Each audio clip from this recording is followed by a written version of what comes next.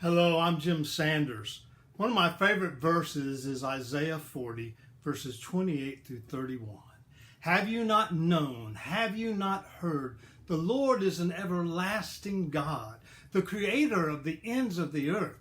God does not faint or grow weary. God's understanding is unsearchable. God gives power to the faint and strengthens the powerless. Even youths will faint and be weary, and the young will fall exhausted. But those who wait for the Lord shall renew their strength. They shall mount up with wings like eagles. They shall run and not be weary. They shall walk and not faint. Even though I'm not very patient at times, I love this passage about waiting and strength.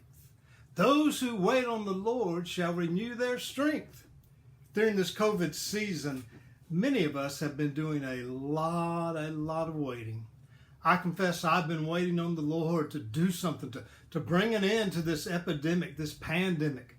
Maybe you've been waiting on the Lord too. Some new things have happened in our ministry together during our season of waiting. While we've been waiting, our weekday children's ministry, led so wonderfully by Kristen Watts, has opened their doors to several classes.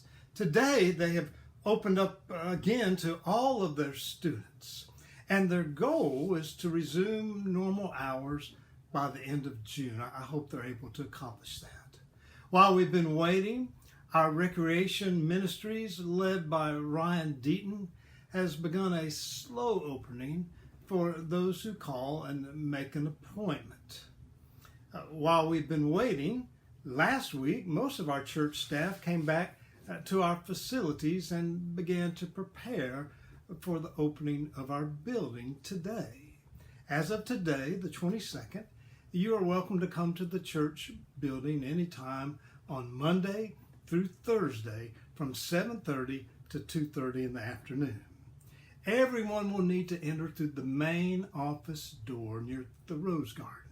When you enter the main office door, your temperature will be checked, and you will be asked to wear a mask while you are in the facilities in the building.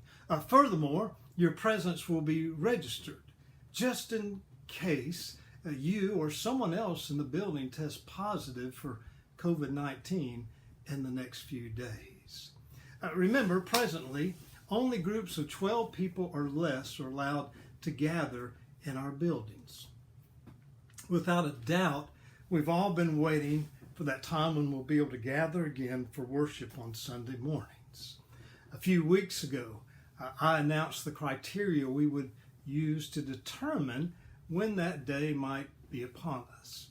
We even set a goal of trying to return back to in-person worship by July 5th. Unfortunately, the past 2 weeks, the weekly average of new cases of COVID-19 in Houston County and in the state of Alabama have not stabilized, but instead they've increased. Both our state and our county are in a real struggle these days.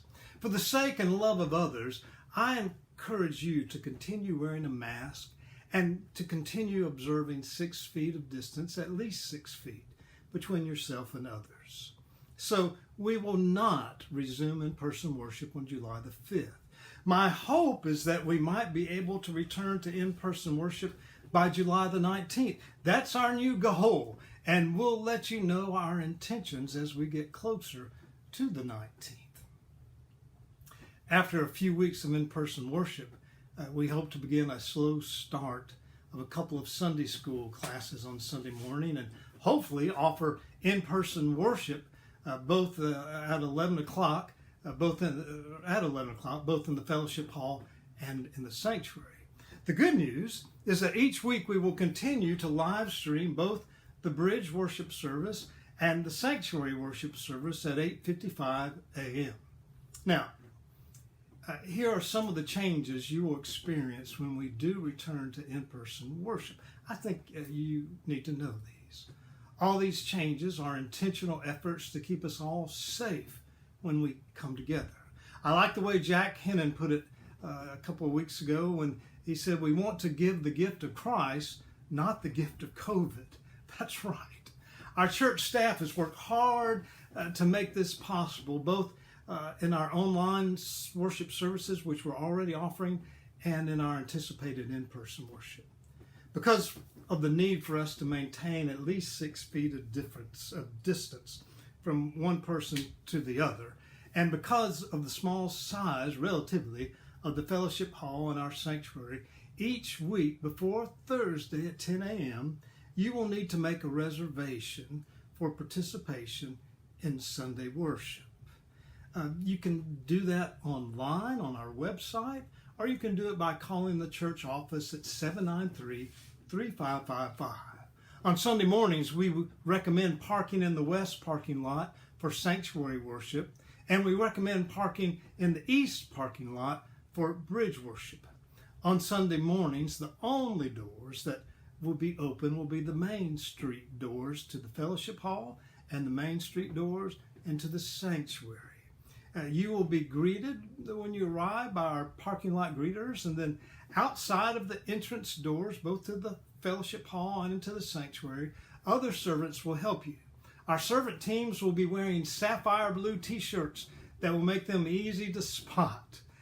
Before going into the worship service, you will need to be wearing a mask. You will have your temperature taken, and your presence will be recorded for you, just in case you or someone else in the building tests positive for the coronavirus in the days ahead. Then someone will actually guide you to your seat in worship. Bathrooms, drinks, and food will not be available.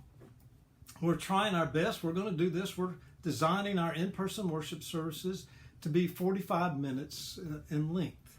Our nursery will be closed, and all children will remain in our worship services on Sunday.